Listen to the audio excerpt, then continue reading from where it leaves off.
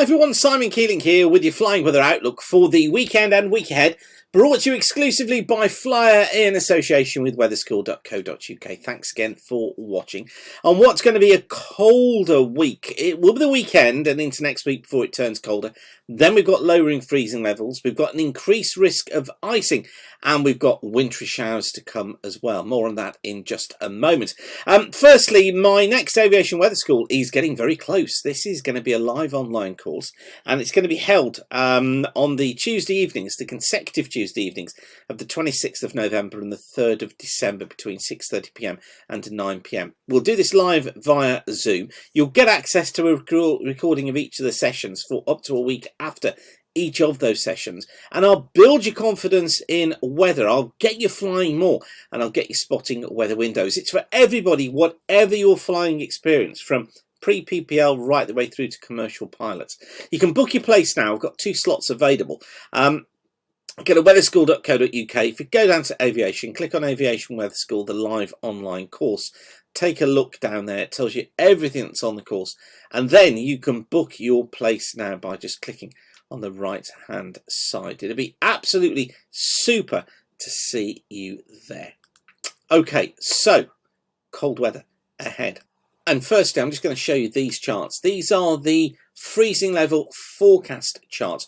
You get these from the aviation section of weatherweb.net. And let me just show you what I mean by that. If you go to weatherweb.net onto the home page and go down to forecast, click on aviation weather, what you'll see is our aviation section like this. You get full access to all of this data, and if you click on freezing level here, you'll see these charts appear. These are the forecast freezing level charts. Now at the moment you can get 6 months for the price of 5 at weatherweb.net on our aviation premium model, so go and check that out. But let me just show you these charts as I said. So these are the freezing level charts that are updated throughout the day. You've got the time there in the top right hand corner. Look as I scroll through these charts. Now just notice how through the course of Thursday, freezing levels about 5,000 feet across the Midlands, 8,000 feet across parts of Scotland. Now watch what happens into the weekend.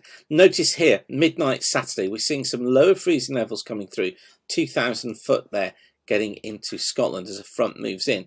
Watch those freezing levels pushing southwards through Saturday, through Sunday. They become really quite low. They're down to surface level across central Scotland through the early part of Sunday, and then through Monday those colder freezing levels pushing south, and in fact we're down to sort of the surface across many parts of northern England and Scotland, down to about 400 feet or so across southern parts of England, and that colder air pushing southwards all the time during the course of the week.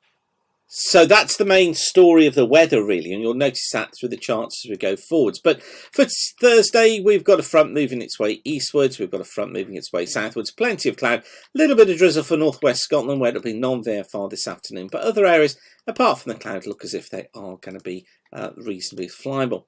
Friday, more fronts hanging around on Friday, bits of drizzle affecting western parts of Scotland, windy here as well, some patchy rain, bases 1,000 to 2,000 feet, tops about 10,000 feet, and basically non-VFR here too, but other areas generally VFR, just western coast seeing a little bit of drizzle at times.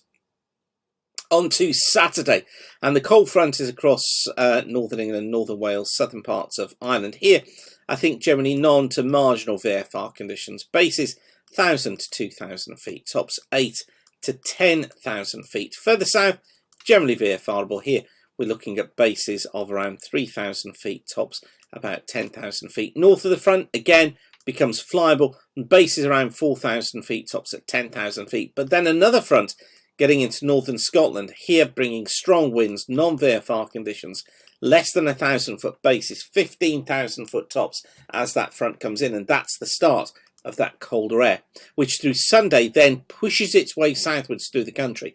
It brings us periods of showers across and rain across many parts of Wales, of England as well. Now, I think there's probably some local flying to be found as these fronts move through, but some QNIM clouds in there as well. Bases of around 2,000 feet, tops at 20 2,000 feet. Behind it, marginal conditions improving as brighter air gets in. So some flyable weather behind, 3,000 foot bases, 12,000 foot tops. Those freezing levels, remember, coming down. So your icing risk is increasing. Some hefty showers, though, across northern parts of Scotland. Here, none to marginal VFR as more cumulum clouds come in, bringing a risk of wintry showers. So you see, it all becomes very messy. Now, through Monday, it's going to be windward-facing coasts and hills that see the showers. So we're talking parts of southwest England, parts of northern and western Wales, parts of northern and western parts of Scotland, eastern parts of England. Here, marginal at times as those showers move through, occasionally non-VFR as well, particularly across northern Scotland. Increasingly wintry showers, bases 1,000 to 3,000 feet, tops 15 to 20,000 feet. Inland areas protected from those showers, mainly VFRable, 3,000 foot bases, 10 to 12,000 foot tops, and improved visibility as well. And then Tuesday, bit of a strange one on Tuesday. Looks like an area of low pressure may develop somewhere across the south. Uncertain as to where this is actually going to be. At the moment, we think it may affect southern parts of England. We could find an area of rain, sleet, and perhaps hill snow moving eastwards across England and Wales. Strong winds, non-VFR.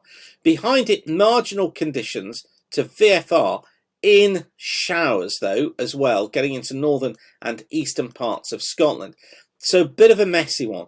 And then for Wednesday, cold again, morning frost, some showers northern and eastern parts of Scotland. Marginal conditions here. Elsewhere, generally VFRable. Bases 3,000 feet, tops at 10,000 feet. But still, it is going to be cold. So some interesting conditions coming up next week. Much uncertainty in those conditions and how long they last. But of course, we will keep you up to date here at weatherweb.net. And as I've shown you, if you go to weatherweb.net, you'll have access to all of these aviation charts, and you'll be able to make your own decisions based on all the data that we've got available there. You just click on the link here to get that special offer. Okay, I will leave you with that for now. Whatever you're doing, thanks again for watching. Keep the sun shining. Have a great weekend, and bye for now.